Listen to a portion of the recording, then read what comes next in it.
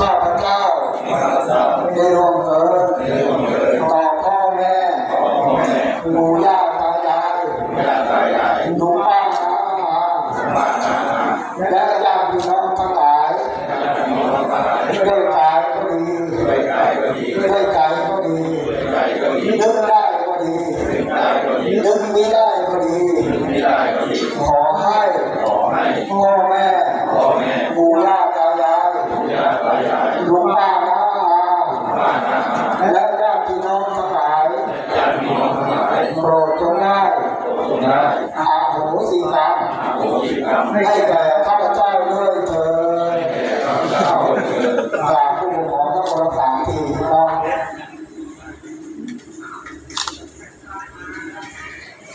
เอาได้ตัดน้ำเดี๋ยวล้างยกมือยกเท้าผู้ปกครองทุกคนเอาได้ทุกคนเลยครับ